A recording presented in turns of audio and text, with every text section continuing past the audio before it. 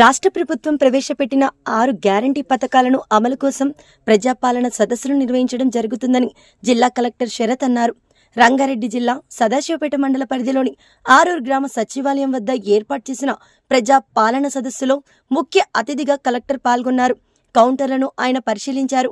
ఇప్పటి వరకు కౌంటర్ల ద్వారా తీసుకున్న దరఖాస్తుల వివరాలను అడిగి తెలుసుకున్నారు. అనంతరం మాట్లాడుతూ ప్రజలకు ఇబ్బందులు లేకుండా దరఖాస్తులు స్వీకరించాలని ఆదేశించారు. కార్యక్రమానికి విచ్చేసినటువంటి మన జిల్లా కలెక్టర్ గారికి మరియు ఆర్డీఓ సార్ గారికి, ఎంపీడీఓ మేడం గారికి, సకల అధికారులకు మరియు అలాగే మన గ్రామ ప్రజలకు అందరికీ ప్రత్యేక ధన్యవాదాలు, సుస్వాగతం సార్.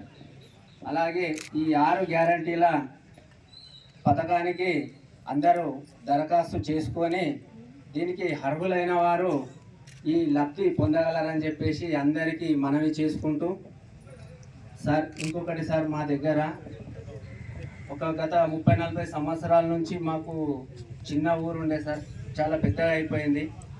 ఇక్కడ కుటుంబాల సంఖ్య పెరిగింది కానీ ఇళ్ళ స్థలాలు లేక చాలామంది ఇబ్బంది పడుతున్నారు సార్.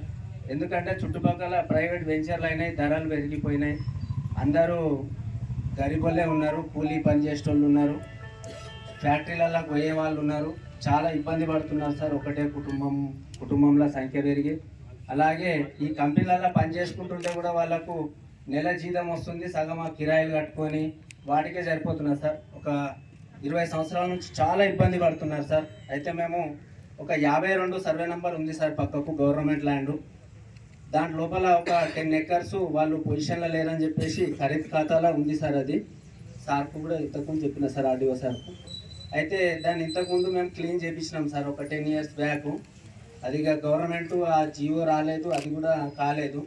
ఇప్పుడు ఇందిరమ్మ ఇండ్ల పథకం కింద అవకాశం ఉంది కాబట్టి దయచేసి మా గ్రామానికి ఆ 10 ఎకరాలు శాంక్షన్ చేసి మా గ్రామ ప్రజలకు, ఇల్లు లేని కుటుంబాలకు, నిరుపేదలకు ఇవ్వగలరని చెప్పేసి మనవి చేస్తున్నాం సార్. మాకు చాలా ఇబ్బంది ఉంది సార్. ఇది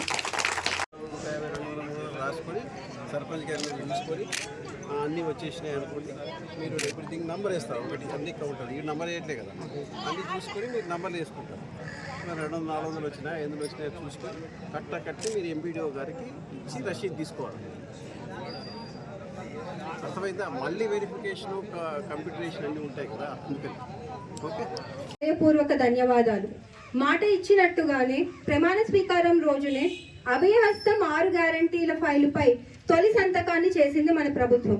కొలువుదీరిన 48 గంటల్లోనే తెలంగాణ బిడ్డలకు ఆర్టీసీ బస్సుల్లో ఉచిత ప్రయాణం, అర్హులైన వారందరికీ రాజీవ్ ఆరోగ్యశ్రీ, 10 లక్షల వైద్య సాయం గ్యారంటీలను అమలు చేసి చరిత్ర సృష్టించింది.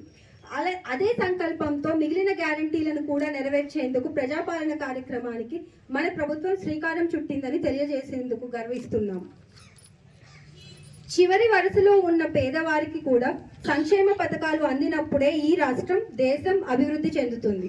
ప్రజాపాలన ఉద్దేశం నిస్సహాయులకు సాయం చేయటమే.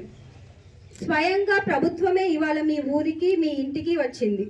మహాలక్ష్మి, రైతు భరోసా, గృహజ్యోతి, ఇందిరమ్మ ఇండ్లు, చేయూత పథకాల కోసం అర్హులైన ప్రతి ఒక్కరి నుంచి దరఖాస్తులను స్వీకరిస్తోంది.